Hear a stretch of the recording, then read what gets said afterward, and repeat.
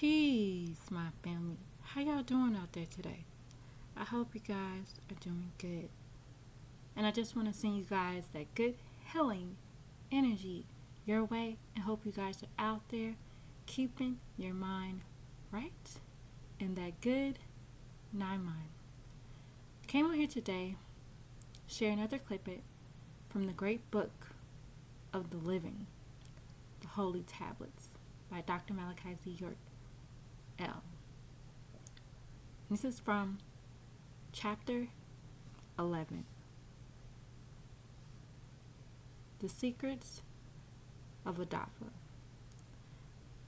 And this heading is called Adafa's Test. A thought that I share because I know this could help someone else. And it goes like this.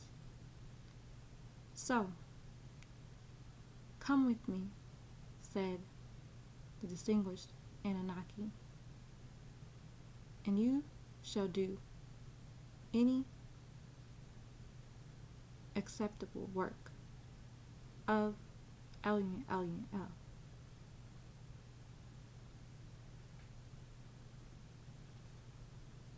For my younger sister has been carried off by the unrighteous descendants of Canaan or Cain, the disagreeable seed who lived in a city named after Enoch, son of Cain,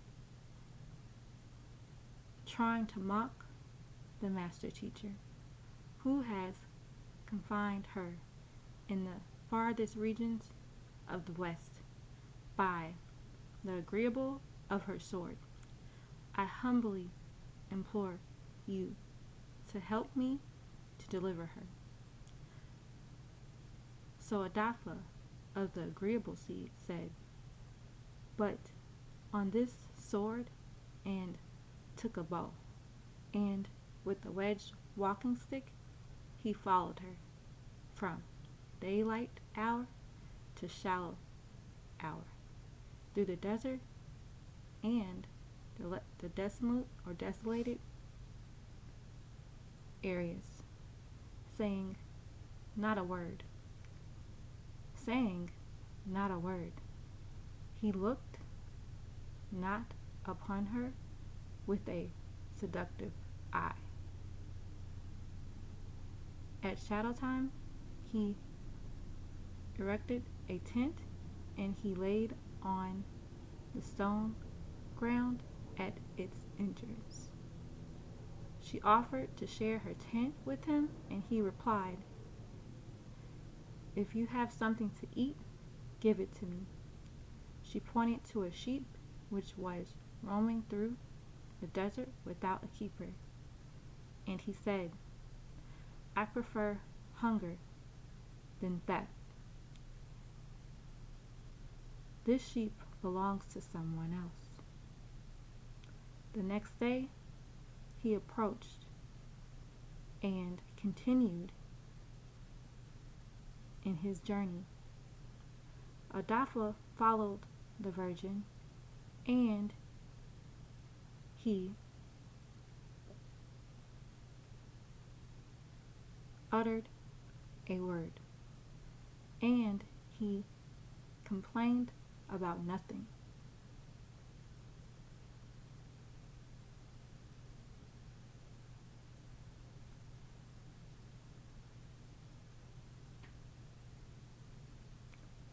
As the dusk period approached, and he was nearly overpowered with hunger and thirst, they found a bottle of water on the ground.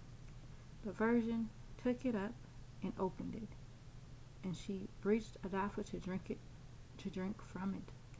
But he refused, saying, some luckless person has lost it, and they will return to seek it.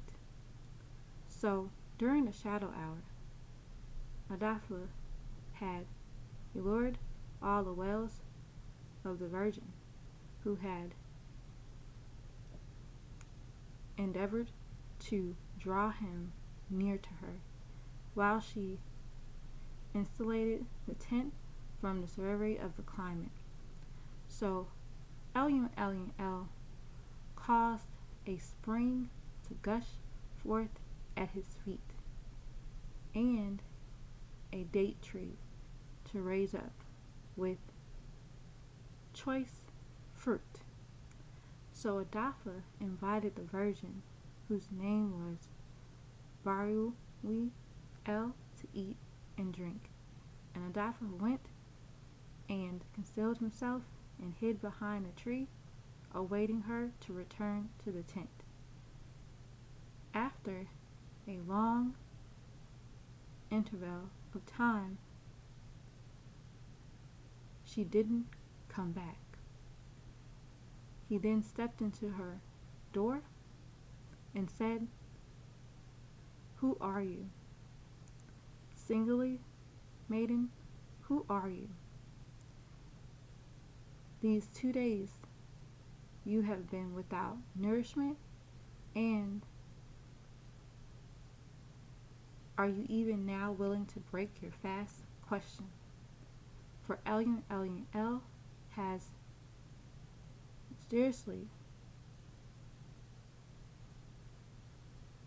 mysteriously, miraculously supplied us with food and drink, yet you are still fresh and blooming.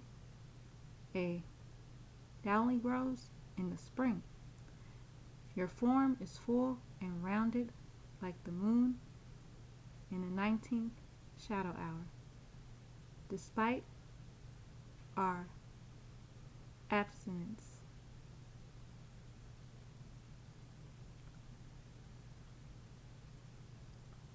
the elder Metatron answered, "I am the aider of the Anunnaki of death, sent by El to test you, but you have conquered. So ask now, and he will assuredly fulfill your greatest wishes." Adafa replied, "If you are the aid of the Anunnaki of death, take my soul." "Death is bitter," she replied. "Do you desire to die?" Question.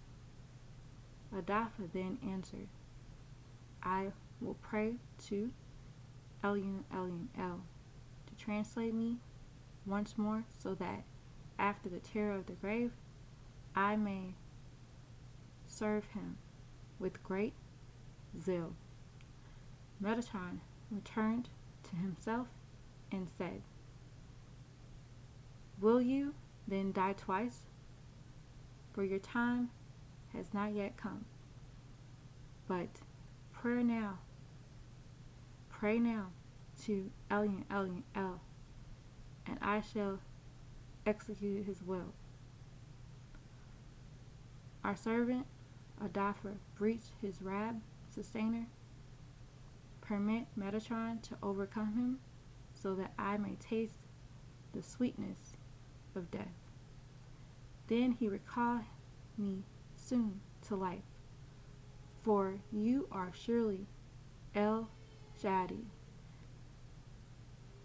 the Almighty, and the El Rahim, the Merciful. So Metatron was ordained to take Rahu, Rahakahu,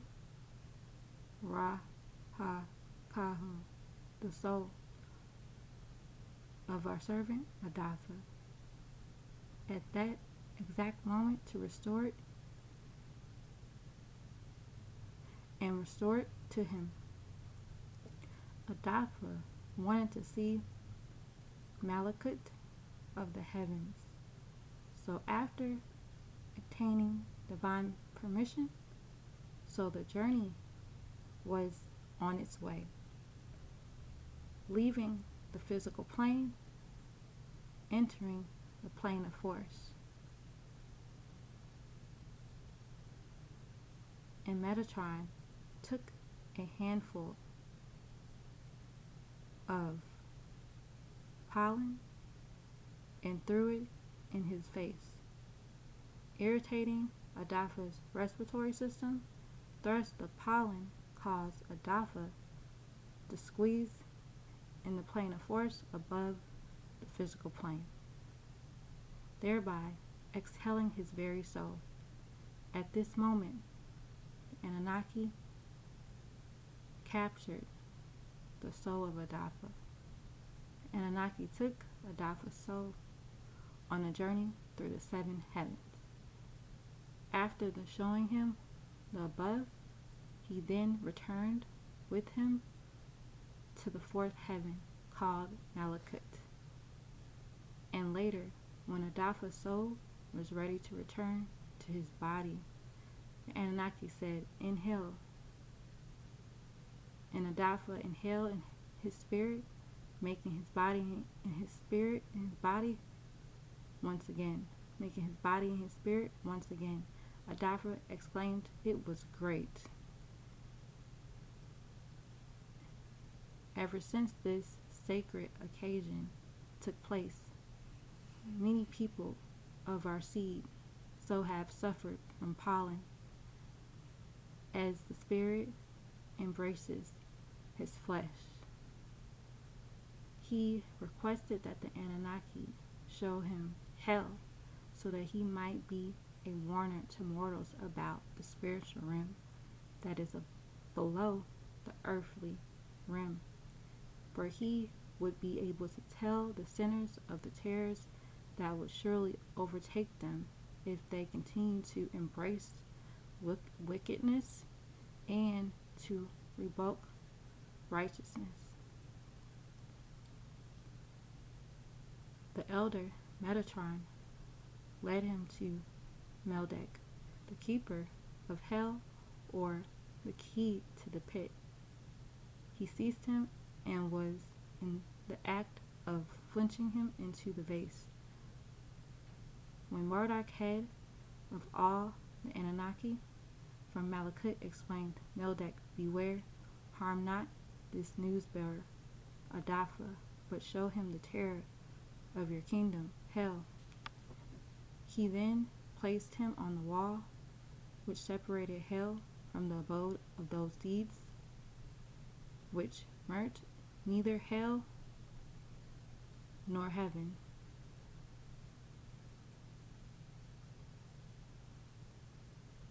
And that is the end of this clipping. So I thought that I'd share Adafa's test. And he passed. So I wanted to give you guys encouragement to say that you too still can clean up your life and pass the tests that comes to you, because everyone gets tests. So I just thought that I'd share and let y'all know it's all love, my family. And